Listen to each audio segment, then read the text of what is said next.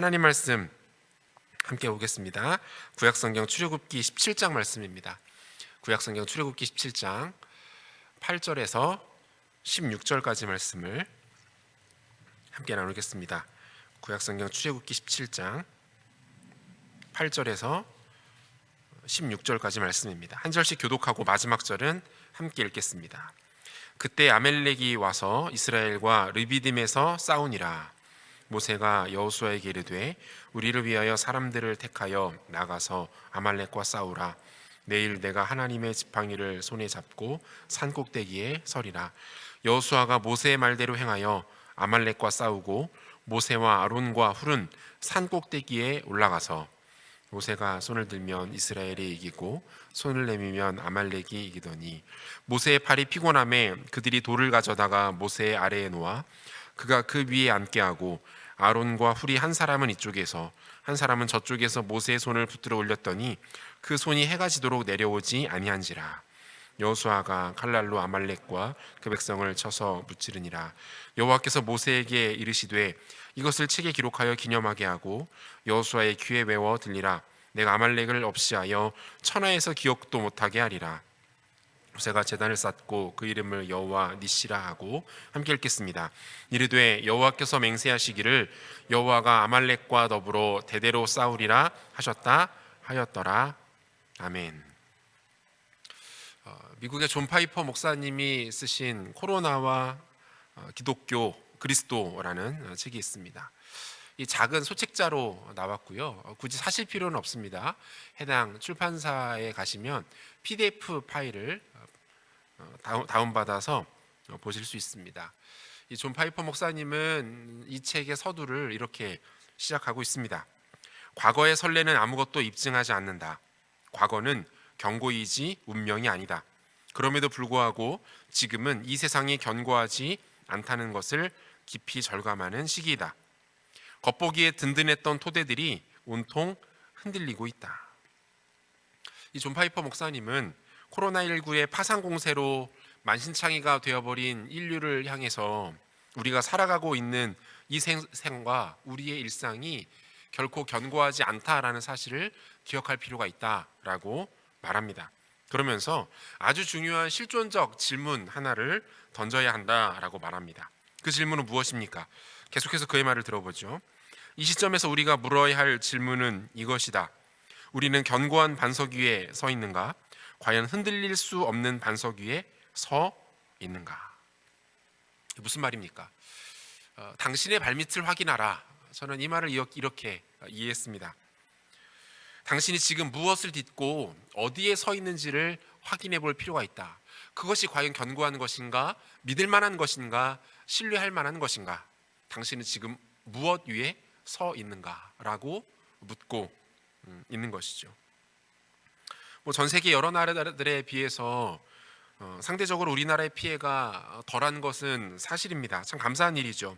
정부의 훌륭한 대처나 국민적인 동참이 있었지만 그에 앞서 하나님께 감사해야 할 일이라고 생각합니다.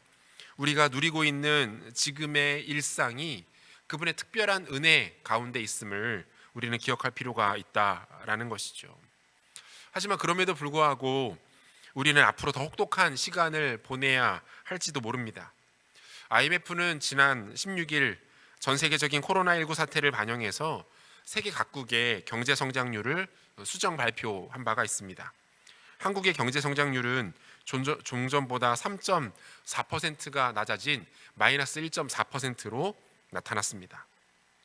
잘은 몰라도 이 앞에 마이너스가 붙었다라는 것이 참 우려스럽기는 하지만 한편으로 꼭 그렇지만도 않습니다. 이마저도 OECD 가입국 중에서 가장 높은 성장률입니다. 그러니까 다른 나라들에 비해서 피해 정도가 가장 적다라는 것이죠. 많은 전문가들은 이미 시작된 이러한 현상들을 가리켜서 코로나 쇼크라고 부르고 있습니다. 코로나19는 생각보다 훨씬 지독한 모습으로 그리고 끈질긴 모습으로 우리를 괴롭히고 있고 아마 앞으로도 그럴 것입니다. 처음에는 사람들의 건강을 그리고 평안을 빼앗아 가는 것 같더니 소중한 관계를 빼앗아 가고 우리의 공동체와 일상을 빼앗아갔습니다. 우리의 봄마저도 빼앗아가고 말았죠. 그리고 이제부터는 경제, 사회, 문화, 그리고 우리의 희망까지 약탈하려 될 것입니다. 우리가 마주하고 있는 이 코로나 바이러스는 마치 광야를 지나던 이스라엘 백성들의 무리를 잔혹하게 공격해왔던 아말렉 족속과도 같은 모습입니다. 이들 모두는 거침이 없습니다. 아주 잔인합니다. 그리고 집요합니다. 쉬지 않아요. 우리는 아주 지독한 상대를 만나고 있는 것이죠. 다시 한번 묻겠습니다. 지금 여러분들은 무엇을 딛고 서 있습니까? 여러분들의 발밑은 과연 안전합니까? 견고합니까? 여러분이 의지하고 바라보고 추구하는 것이 여러분들의 안전과 평안과 일상을 과연 지켜줄 수 있는 것들입니까?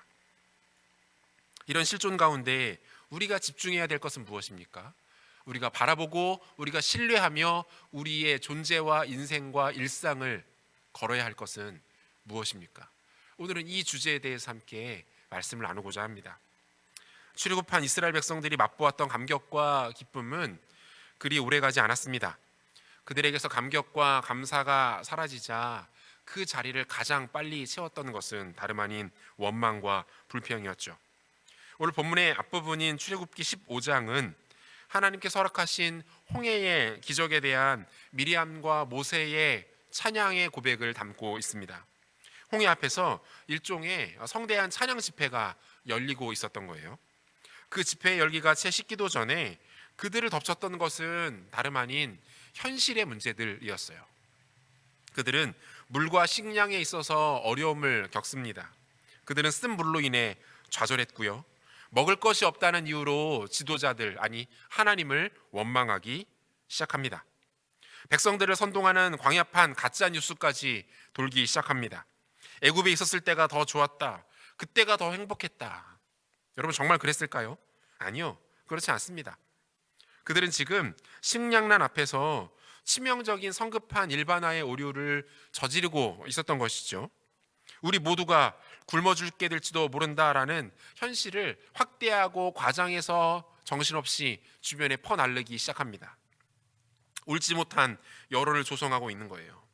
예나 지금이나 이 잘못된 언론의 기능은 공동체에 치명적인 것 같습니다. 여러분 어떻습니까? 그들은 방금 전까지만 해도 놀라운 하나님의 기적을 경험했습니다. 얼마 전까지만 해도 무시무시한 10가지 재앙으로 애굽 땅을 초토화시키셨던 하나님, 홍해를 가르고 그 한복판을 마른 땅을 딛고 건너가게 하셨던 그 하나님을 경험했습니다. 그런데 그 감동과 기쁨이 오래가지 못합니다.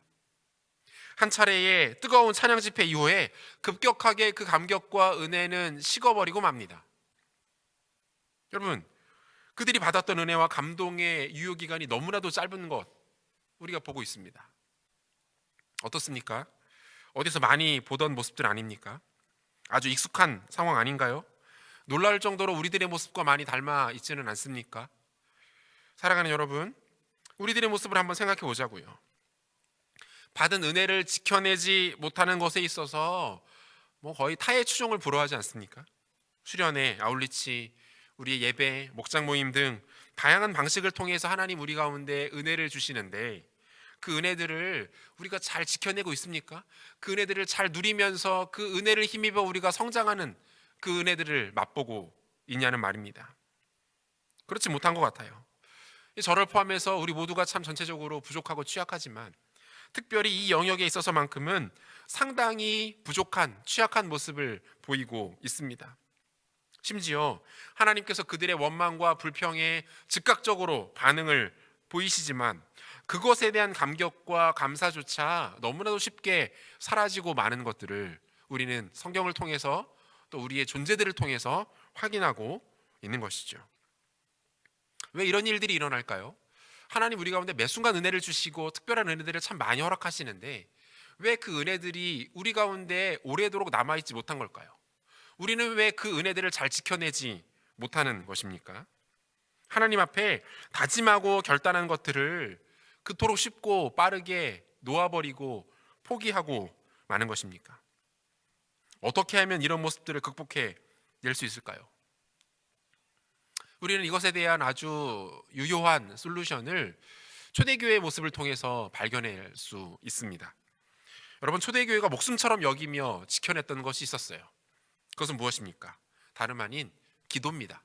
그들은 기도하는 일에 매우 에너지를 쏟습니다. 그것이 그들에게 절대적이었기 때문이죠. 사도행전 1장 14절을 보니까요, 여자들과 예수의 어머니 마리아와 예수의 아우들과 더불어 마음을 같이하여 오로지 기도에 힘쓰더라, 이렇게 돼 있어요. 예수님께서 승천하신 이후에 제자들이 모든 공동체와 더불어서 힘썼던 가치가 하나 있었다라는 거예요. 그게 뭡니까? 기도. 그들이 기도하는 것에 힘썼다, 이렇게 돼 있어요. 여기에서 힘쓰더라라는 말의 헬라어는요, 꾸준히 집중하다 또는 집착하다라는 의미를 갖고 있습니다. 여러분, 집착하다, 이게 무슨 뜻인지 아시죠?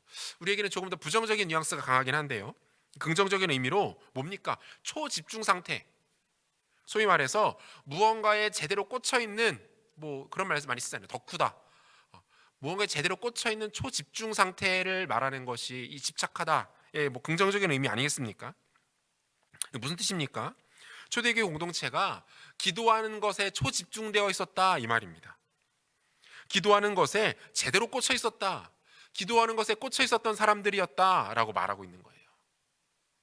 사도행전 3장 1절에는 또 이런 말씀이 있습니다.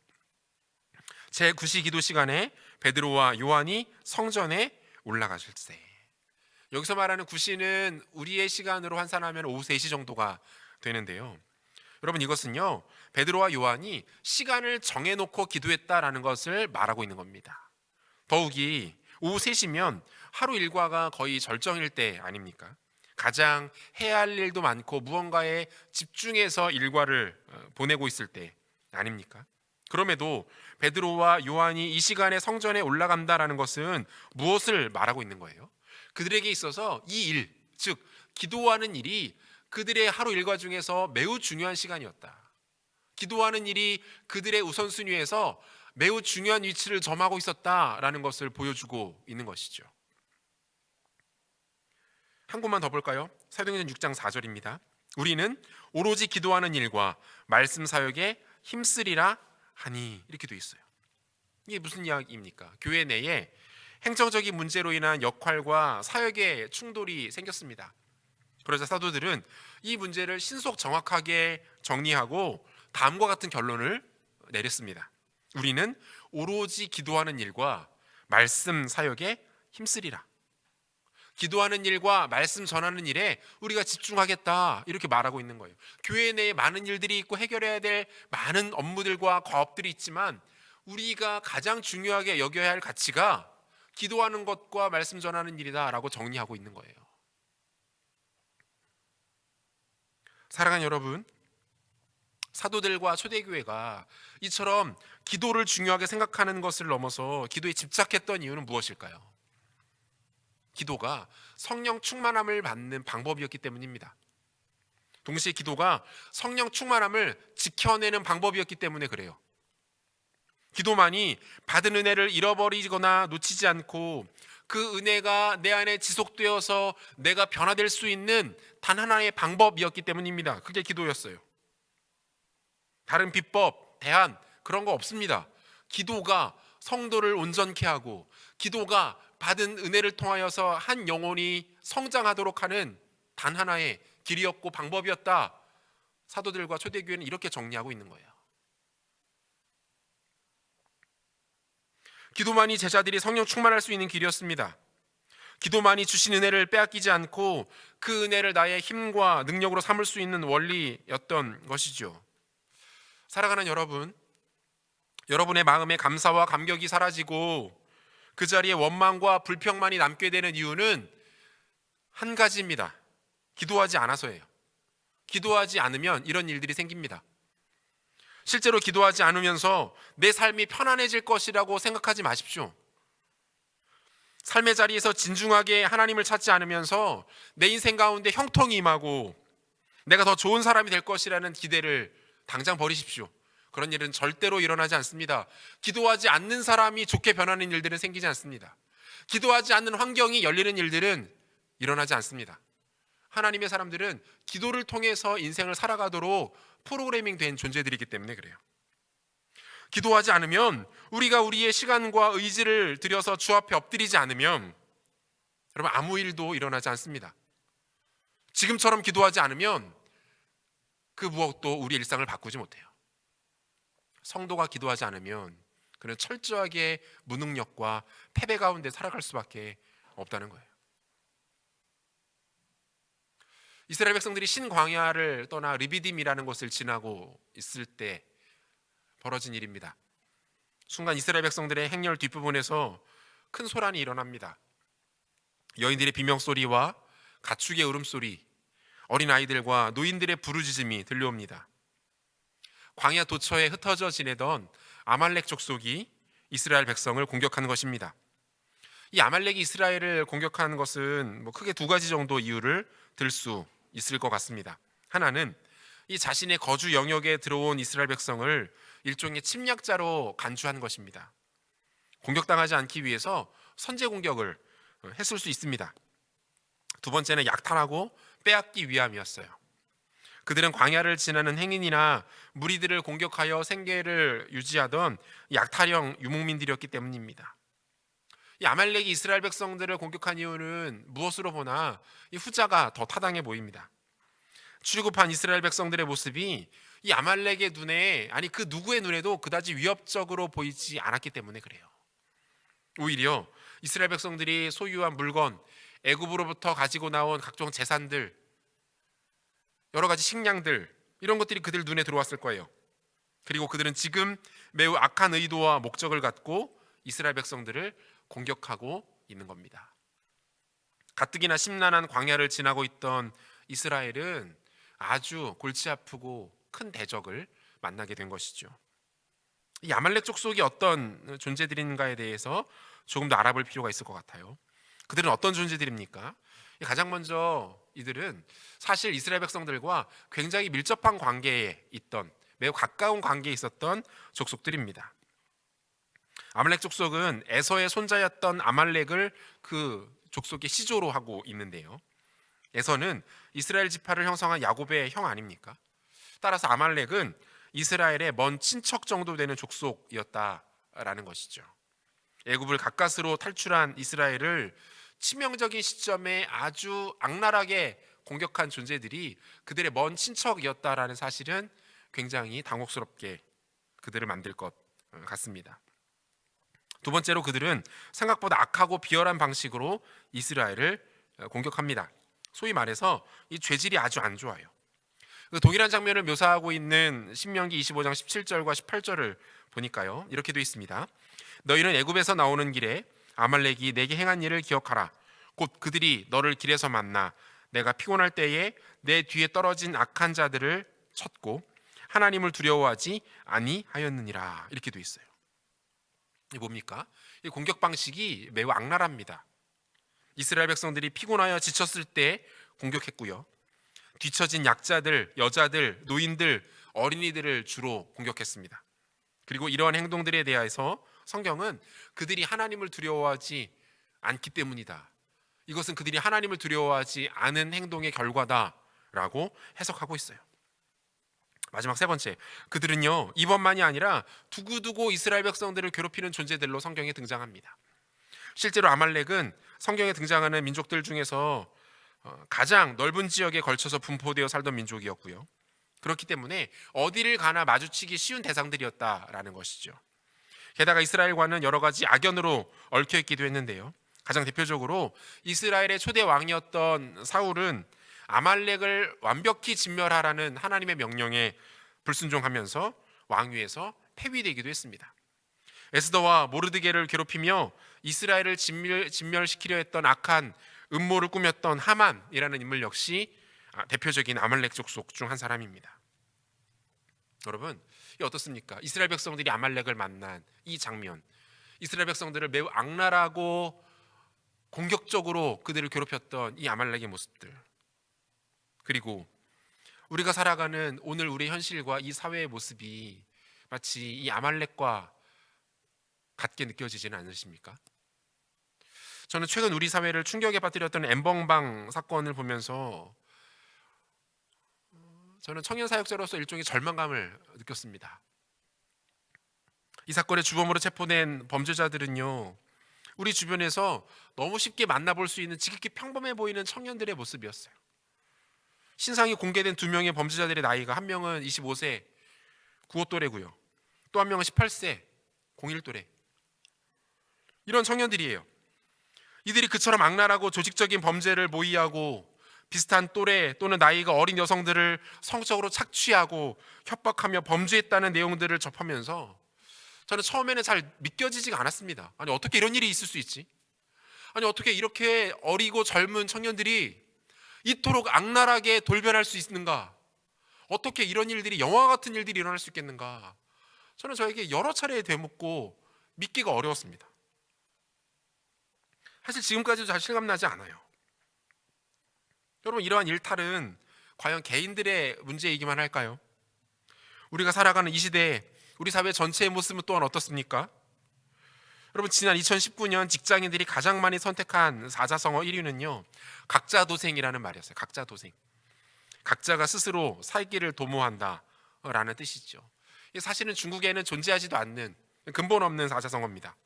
대한민국 사회에서 대한민국의 현실을 가장 정확하게 제대로 반영해서 만들어진 말로 쓰이고 있어요.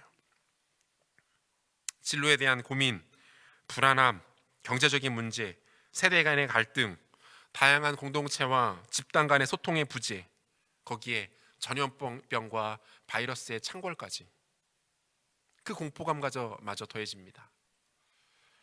그리고 이러한 실존적 문제들은 결국 현대인, 특별히 우리 청년들을 각자 도생이라는 답을 강제로 선택하도록 만들고 말았던 것이죠. 여러분, 부인하기 어려워 보입니다. 피하기 어려워 보여요. 우리가 만난 현실은 마치 이 아말렉과 같습니다. 매우 악랄하고 저급합니다. 그리고 위험하기 그지없어요. 그런데 여러분, 이런 현실 앞에 선 우리에게 답이 전혀 없는 것은 아닙니다. 답이 있다는 거예요. 그리고 오늘 우리가 읽은 이 본문에는 이처럼 악랄하고 끈질긴 아말렉과 맞서 싸운 사람들의 이야기가 소개됩니다. 그리고 이 전쟁에는요, 가장 강력한 단 하나의 무기가 소개됩니다. 그것이 무엇입니까? 그게 바로 기도예요. 기도. 아말렉의 공격을 감지한 이스라엘의 지도자 모세는 두 가지 방법으로 이 사태를 대처해 나가기 시작합니다. 본문 9절 말씀인데요, 9절 보시면요, 모세가 여호수아에게 이르되 우리를 위하여 사람들을 택하여 나가서 아말렉과 싸우라. 내일 내가 하나님의 지팡이를 손에 잡고 산 꼭대기에 서리라 라고 말합니다. 이 모세는 여호수아에게 이 군대를 모집하여 싸우게 합니다. 그리고 자신은 내일 하나님의 지팡이를 들고 산 위에 올라가 서겠다, 이렇게 말해요. 이 말을 통해서는 본격적인 싸움은 내일 펼쳐질 것으로 보입니다. 여러분, 이 말씀에서 이 내일이라는 이 단어가 상당히 중요한 의미를 갖습니다. 성경에서 내일은 단순히 오늘의 바로 다음 날 또는 가까운 미래의 어느 한 시점을 가리키는 단순한 차원의 시간을 가리키는 명사가 아니에요. 성경에서 내일은요, 하나님의 시간, 하나님의 영역, 하나님의 주권과 통치가 나타나는 때를 가리킵니다. 그게 내일이에요. 그게 내일. 실제로 오늘은 우리의 영역일 수 있어요. 나의 시간일 수 있습니다. 오늘을 내가 살아가고 있기 때문이죠. 그런데 내일은 아닙니다. 여러분, 내일은 우리의 영역이 아니에요. 우리에게 내일은 당연히 자연스럽게 마땅히 허락된 영역이 아닙니다. 오늘이 다 가기 전에 내 생명이 어떻게 될지, 오늘 밤과 내일 새벽 사이에 내가 어떻게 될지, 이 나라와 민족이 어떻게 될지, 아니 이 지구가, 우주가 어떻게 될지 우리는 알지 못합니다. 그 누구도 장담할 수 없어요. 내일은 나의 시간이 아닙니다. 내일은 인간의 영역이 아니에요. 하나님의 시간이고 그분의 영역이 바로 내일입니다. 마태복음 6장 34절의 말씀 보면요, 이런 말씀이 있습니다. 그러므로 내일 일을 위하여 염려하지 말라. 내일은 내일이 염려할 것이요 한날의 괴로움은 그날로 족하니라. 여러분, 이 말씀 잘 보면요, 이 문법이 좀 어색하지 않아요? 우리말 성경이 잘못 번역한 것일까요? 내일 일은 내일이 염려할 것이요, 이렇게 돼 있어요. 상당히 어색한 문장이잖아요. 여러분, 이 문장은요, 쓸데없는 걱정하지 말아라. 내일 일은 내일이 되어서나 염려해라. 오늘을 충실하게 살아라 라는 의미가 아닙니다. 이 정도로 이 성경이 해석되면 이것은 단순한 심리학 에세이에나 나올 법한 그런 문장에 불과해요. 여러분, 시간을 의미하는 명사에 주격조사 이가 붙었다라는 것은 이 시간이라는 대상 자체를 인격화했다라는 말인데요. 이 대목에서 유대적 사고가 좀 필요합니다. 유대인들은 하나님을 묘사하거나 설명할 때에 종종 시간을 인격화하는 방법을 사용했습니다. 특별히 내일의 영역, 미래의 어느 시점은 말씀드린 것처럼 인간이 알 수 없고 통제할 수도 없는, 인간에게 도저히 허락되지 않은 영역이기 때문에 그때를 곧 하나님의 영역, 하나님의 주권이 임하는 것으로 그들은 이해했다라는 거예요. 따라서 이 마태복음 6장 34절은 이렇게 번역하고 해석하는 것이 더 정확합니다. 내일 일을 위하여 염려하지 말라. 내일 일은 하나님께서 염려할 것이요. 내일 일은 하나님께서 염려할 것이요. 이해가 좀 되십니까? 내일 일을 염려하는 대상은 내가 아니라는 거예요. 왜? 그것은 우리의 영역이 아니니까. 하나님의 영역이기 때문에 그 백성들을 위하여 하나님께서 염려하시고 친히 고려하시는 영역이 내일이라는 영역이라고 주님 말씀하고 있는 거예요. 여러분, 모세와 여호수아가 아말렉과의 전쟁을 내일 치른다라는 것은 무엇을 의미하는 것입니까?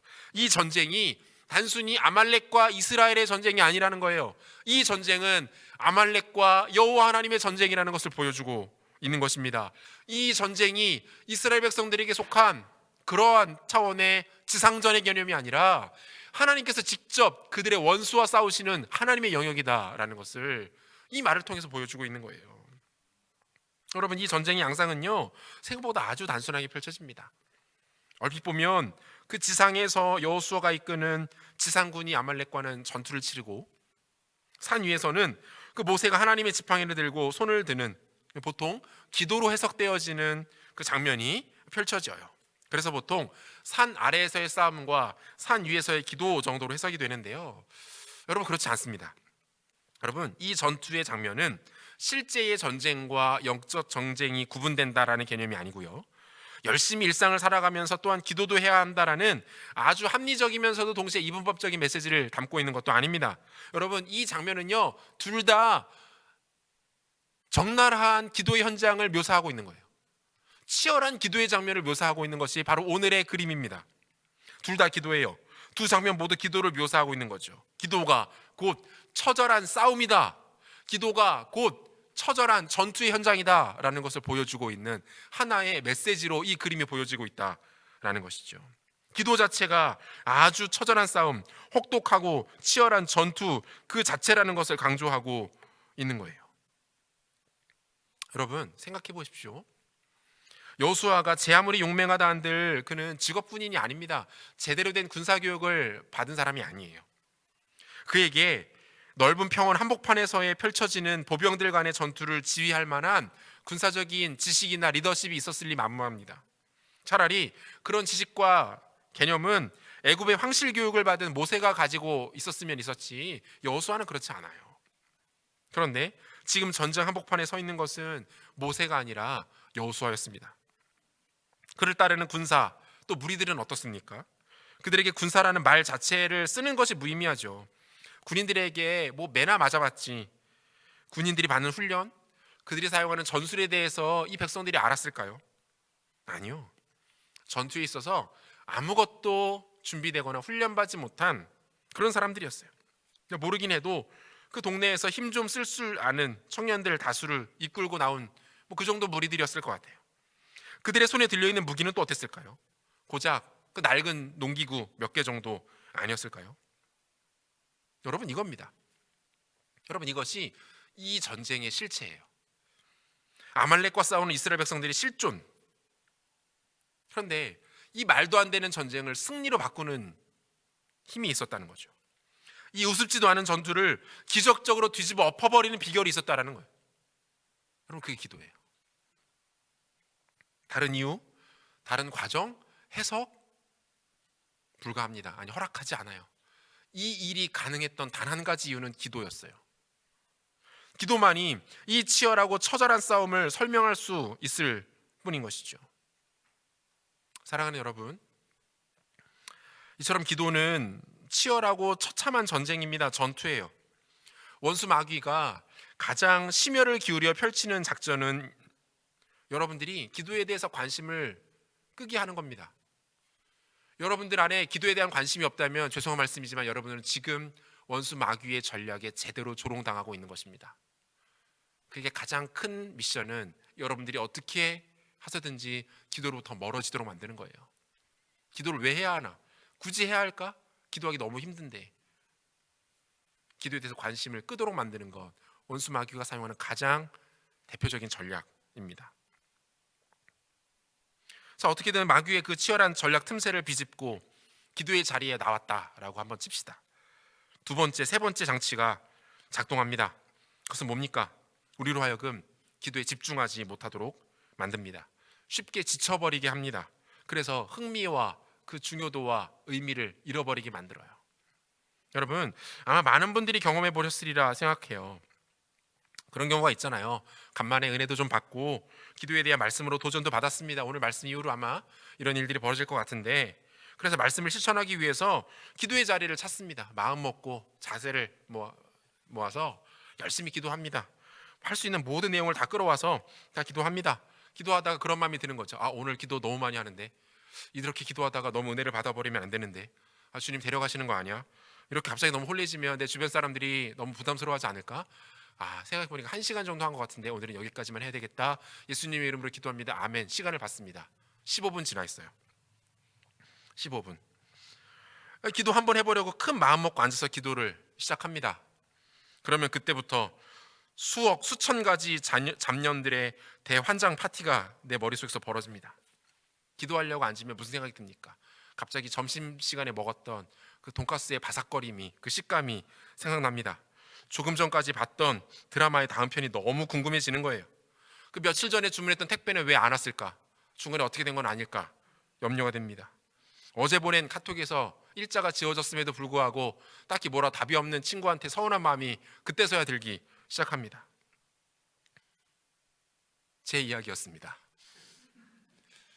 여러분, 기도는 이런 거예요. 기도는 이런 거예요. 온 우주 가운데 가장 치열한 영적 전투가 펼쳐지는 현장.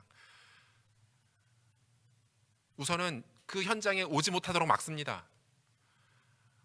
오더라도 아무런 힘도 쓰지 못하도록 우리 손과 발을 묶어버립니다. 여러분, 그 자리가 기도하는 자리예요. 온 우주 가운데 가장 치열한 영적 전투가 펼쳐지는 현장. 마치 여호수아가 동네 청년 몇 명에게 손에 중고 농기구를 쥐어주고 적들을 상대하는 것과 같습니다. 아주 처절하고 치열한 싸움 그 자체라는 것이죠. 기도는 이토록 어렵습니다. 그런데 여러분 생각해 보셔야 돼요. 왜 원수 마귀는 그 백성들이 이토록 기도하는 것을 두려워하는가, 못하게 하는가, 막는가, 오더라도 어떻게든 흔들어서 집중하지 못하도록 하는가? 왜 그럴까요? 기도가 강력하기 때문이죠. 사랑하는 여러분, 성도의 삶에 기도가 없다는 것은 그것은 싸울 생각이 없다는 의미입니다. 적에게 사로잡혀서 죽임을 당하거나 평생을 적의 포로로 살겠다는 것밖에 되지 않아요. 기도하지 않는 것은 그저 기도라는 종교적 행위의 부재로만 그치는 것이 아닙니다. 그것은 여러분들이 스스로가 하나님 백성됨을 포기하고 원수 마귀의 노예가 되어 살겠다라고 다짐하는 것과 다를 바 없습니다. 아말렉의 노예가 되어서 일평생 그들의 손아귀에 붙잡혀 살겠다는 것밖에 되지 않습니다. 그러므로 기도하지 않으면 우리 삶에 기쁨이 찾아올 수가 없습니다. 기도하지 않으면 우리 삶에 승리가 나타나지 않습니다. 기도하지 않으면 자유로울 수 없고요.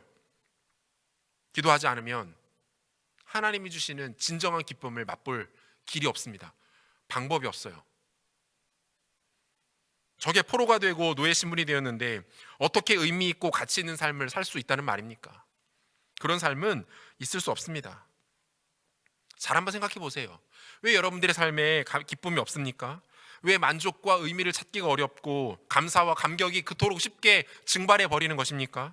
왜 근심과 걱정, 두려움과 공허감이 여러분에게서 떠나지 않고 있는 것입니까? 무언가로 다른 것들로 가득 채워보지만 눈 깜짝할 사이에 모든 것들이 빠져나가는 것 같은 공허감이 왜 여러분을 붙잡고 있는 것입니까? 대답은 단순합니다. 여러분들이 기도하고 있지 않기 때문입니다. 여러분들의 삶의 일상의 기도가 말라버렸기 때문이에요. 다른 이유는 없습니다. 사도 바울은 빌립보서 4장 6절과 7절에서 이렇게 말합니다. 아무것도 염려하지 말고 다만 모든 일에 기도와 간구로 너희 구할 것을 감사함으로 하나님께 아뢰라. 그리하면 모든 지각에 뛰어난 하나님의 평강이 그리스도 예수 안에서 너희 마음과 생각을 지키시리라. 여러분, 이 문장은요, 복잡해 보이지만 굉장히 단순한 구조예요. 여러분, 그 영어 수거 중에 not A but B 아시죠? A가 아니라 B다. 이 문장의 구조는 정확하게 이 틀입니다. 뭡니까? 염려가 아니라 기도이다. 너 삶의 염려를 빼어버리고 그 자리에 기도를 채워라. 그러면 된다. 다른 말로 당신을 늘 따라다니면서 당신을 초조하고 불안하게 만드는 염려, 그 염려, 걱정, 근심을 대체할 수 있는 단 하나의 힘은 기도와 간구다. 바울이 이렇게 말하고 있는 거예요. 성도에게 기도는요, 권장사항, 옵션, 추천의 대상 이런 거 아닙니다. 지금 바울이 빌립보 교회 성도들을 향해서 기도하라고 말하고 있는 것은요, 권면이 아니에요. 청유가 아닙니다. 한번 해보십시오라고 젠틀하게 말하고 있는 게 아니에요. 명령입니다. 억압에 가까워요. 강요에 가까운 어투입니다. 왜 그렇습니까? 이걸 안 하면 성도가 죽거든요. 잘 못 사는 정도가 아니라 숨통이 끊기거든요. 안 하면 반드시 패배하니까. 기도하지 않으면 살 수 없으니까. 기도를 왜 해야 되냐고요? 더 이상의 이유가 필요합니까? 여러분, 이것은 덜과 더, 뭐와 레스의 문제가 아닙니다. 거듭난 그리스도인의 일상의 기도가 있느냐 없느냐는 to be와 not to be의 문제, 사느냐 죽느냐의 문제라는 거예요. 여러분의 일상에 기도가 있습니까? 기도와 일상이라는 이 두 단어가 여러분의 삶 속에서 연결되어 있습니까? 아니면 따로 떨어져서 전혀 만나지 못한 채 흩어져 있습니까? 여러분들은 자신만의 영역에서도 기도를 통해서 자신이 그리스도의 제자라는 것을 확인하며 증명해내고 있습니까? 혼자서 하루에 단 10분도 기도하지 않는 사람을 가리켜서 거듭난 그리스도인이라고 말할 수 있을까요? 아니요. 아닙니다. 그런 사람을 가리켜서 그리스도인이라고 말할 수 없습니다. 물론 기도를 많이 한다고 구원에 이르거나 종교적 행위가 구원을 보장하지는 않습니다. 기도가 구원을 설명하지는 못하지만 구원은 기도를 설명해냅니다. 기도해서 구원받는 거 아니에요. 하지만 구원받은 사람은 반드시 기도합니다. 하루에 단 10분조차도 하나님 앞에 머물 생각이 없는 사람을 가리켜서 구원받은 사람이라고 말할 수 없습니다.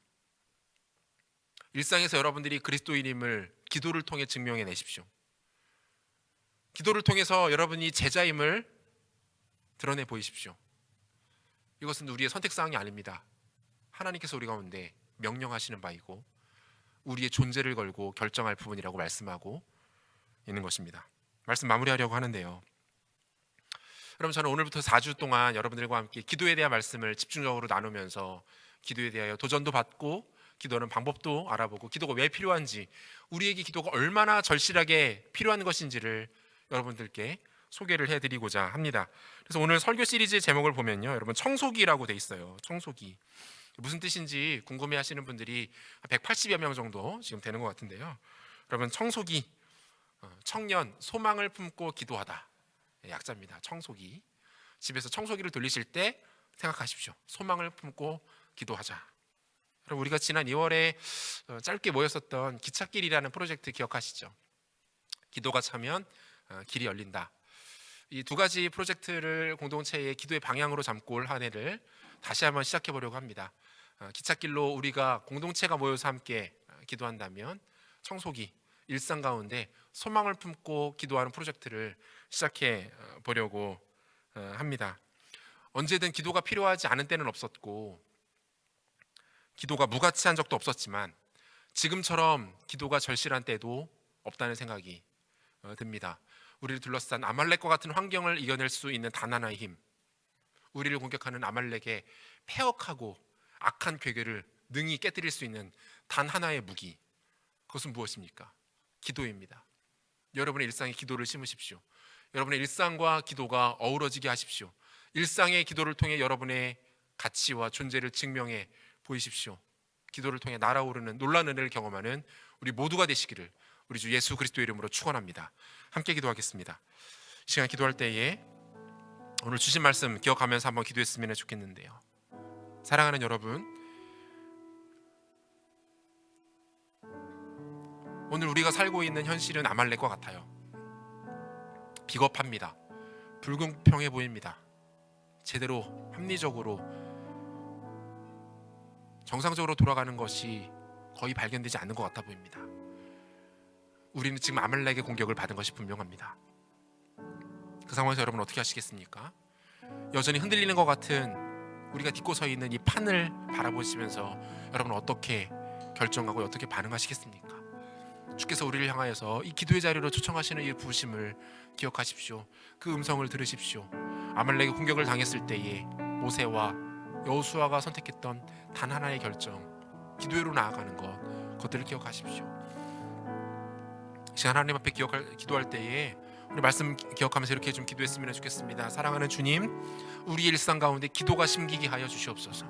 우리 일상의 자리에서 기도가 시작될 수 있도록 주님 축복하여 주시옵소서. 시간을 내어 우리의 의지를 들여 우리의 마음을 담아 일상 가운데 10분, 20분, 30분 적은 시간이지만 기도하는 것을 시작할 수 있는 은혜를 허락하여 주시옵소서. 기도를 통해 살아계신 하나님 만나게 하시고, 기도를 통해서 역사하시는 주를 경험케 하시고, 기도를 통해 우리 가운데 염려가 떠나가고 평안이 찾아오고 두려움이 사라지고 기쁨이 오는 것들을 경험하는 우리 삶 될 수 있도록 은혜를 베풀어 달라고, 기도가 살아나는 역사가 일어날 수 있도록 은혜 베풀어 달라고 함께 기도합시다. 기도하겠습니다. 고마우신 아버지 하나님 감사합니다. 아말렉과 같은 우리의 일상 가운데에 하나님 은혜가 필요합니다. 도우심이 필요합니다.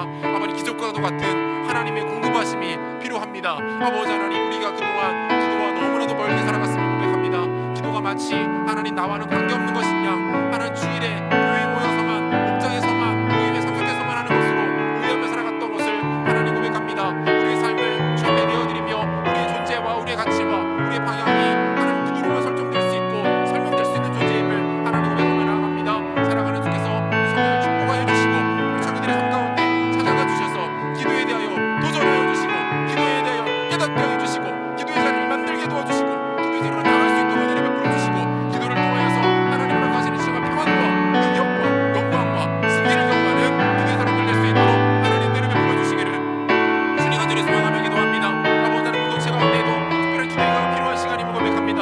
우리 하나님 함께 하셔서 기도할 수 있도록 도와주시고, 기도가 쌓이는 놀라운 역사가 일어날 수 있도록 하나님 축복하여 주시고, 주님 역사하여 주시옵소서. 은혜를 베풀어 주시는 일을 소망하며 기도합니다. 우리 한 가지만 더 같이 기도했으면 좋겠습니다. 사랑하는 여러분, 우리는 지난 2달간 예배가 얼마나 소중한 것인지, 함께 모여 예배할 수 있는 공동체가 얼마나 가치 있는 것인지를 경험했습니다. 하지만 이 2달이라는 시간과 익숙해져 버린 온라인 예배의 환경 속에서 다시 모이는 것에 대한 기대감이 혹시나 많이 떨어져 있지는 않습니까? 다시 예전과 같은 우리 공동체가 시작되는 것에 대한 조금은 염려와 우려가 우리 가운데 남아있지는 않습니까? 있을 줄 알아요. 그러므로 우리는 기도해야 합니다. 그러므로 하나님 앞에 나아가 무릎 꿇어야 합니다. 그러므로 하나님의 도우심을 구하며 다시 한번 우리 개인과 공동체를 다시 세울 바로 지금이 그 타이밍입니다. 이 시간 하나님 말씀 기도할 때에 우리 공동체를 위해서 기도했으면 좋겠습니다. 하나님, 사랑하는 청년 공동체가 다시 한번 기도로 세워질 수 있도록 주님 축복하여 주시고, 다시 한번 기도로 일어날 수 있도록 도와주시고, 다시 일어난 공동체가 더 풍성하고 더 능력 있는 기도의 자리로, 기도의 힘으로 나아가는 놀라운 역사를 허락하여 주시옵소서. 예배가 회복되어지는 모든 과정 가운데 우리 주 하나님 함께하여 주시고, 가장 선한 길로, 가장 복된 길로, 의로운 길로 인도하여 주시고, 사랑하는 청년들, 저들의 삶의 터전과 환경 가운데에 마치 이스라엘 백성들이 예루살렘을 향하여 1년에 3차례 그 절기를 지키며 올라갔던 그들의 마음으로 우리 예배 자리를 사모하며 나올 수 있도록 은혜 베풀어 달라고, 공동체를 위해서 공동체 가운데 기도의 능력 부어 달라고 한 번 더 기도합시다. 기도하겠습니다. 하나님 아버지 감사합니다. 하나님께서 우리 공동체 사랑하셔서 아버지 하나님 이제 5월이 지나 다시 한번 모일 수 있는 하나님 기회와 여건들을 만들어 주신 것을 참으로 감사함을 드립니다. 아버지 하나님 감사합니다. 그럼에도 불구하고 하나님 우리의 하나님 생각과 하나님 우리의 습관과 우리의 일상이 여러 가지 방향으로 많이 무너져 있음을 고백합니다. 아버지 하나님 붙잡아 주옵소서. 다시 한번 지켜 주시옵소서. 운전케 하여 주시옵소서. 다시 한번 우리 각자의 자리에서 다시 모일 것들을 위하여 기도하고, 다시 만날 것들을 위하여 기도하며, 다시 함께하는 예배를 위하여 기도하는 기도의 훈련들이, 기도의 모습들이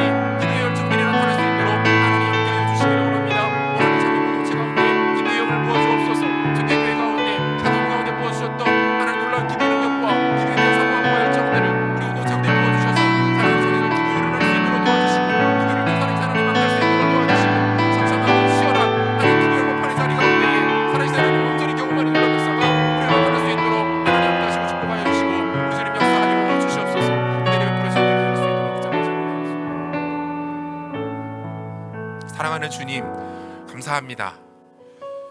여러 가지로 힘든 때를 살아가고 있는 우리 청년들, 코로나19를 인하여서 다시 한번 주저앉고 무너지고 절망하며 낙심하는 자리 가운데 있습니다.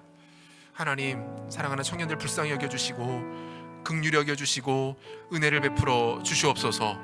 눈에 눈물을 닦아주시고 약해졌던 무릎을 일으켜주시며 다 헐어버린 손과 발을 우리 주님 당신의 품으로 안으셔서 다시 한번 회복하고 치유되는 역사가 우리 가운데 있게 하여 주시옵소서.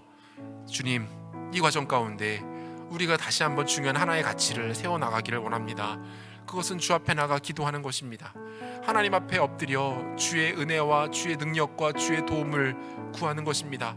우리가 거듭난 그리스도인임을, 예수 그리스도의 십자가를 지고 그 뒤를 따라가는 제자임을 우리의 일상을 통해 고백하며 선언하며 증명해내는 기도의 삶이 우리 가운데 다시 한번 세워질 수 있도록 하나님 축복하여 주시고 은혜를 베풀어 주시옵소서. 사랑하는 청년들 일상 가운데 기도의 탑을 쌓아갈 수 있도록 은혜 더하여 주시기를 원합니다. 기도가 얼마나 능력 있는 것인지, 달콤한 것인지, 위대한 것인지, 아름다운 것인지, 가치 있는 것인지, 풍성한 것인지 맛보게 하시고, 그 전에 기도의 결단과 기도의 다짐을 통하여 기도의 자리를 만들어내고 지켜내고 그 자리 가운데 분투하는 사랑하는 청년들 될 수 있도록 은혜를 베풀어 주시옵소서. 청년 공동체를 사랑하셔서 올 한 해 하나님 앞에 모여 예배하고 우리의 아름다운 신앙의 순례길을 걸어갈 때에 우리가 함께 기도에 집중하고 위로부터 부어지는 기도의 능력과 기도의 영을 통하여 하나님 앞에 귀한 기도의 공동체로 기도의 사람들로 세워지는 올 한 해 될 수 있도록 주님 마음껏 축복하여 주시고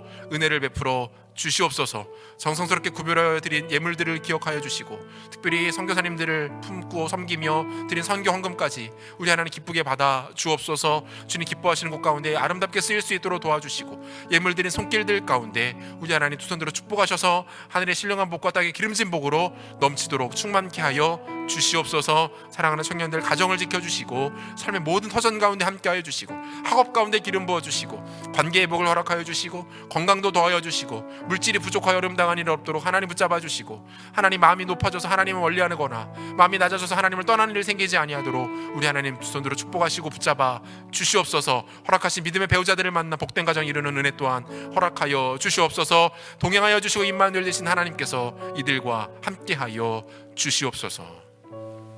지금 우리 주 예수 그리스도의 은혜와 하나님의 사랑하심과 성령의 위로하시며 교통하시는 역사가 처절한 삶의 현장 가운데 기도로 나아가 기도로 싸우며 기도로 승기를 잡으며 기도로 일어나기를 간절히 사모하며 이 예배에 참여한 사랑하는 청년들 머리 위에 모든 성도들과 삶의 터전 가운데 이제로부터 영원토록 함께 있을지어다.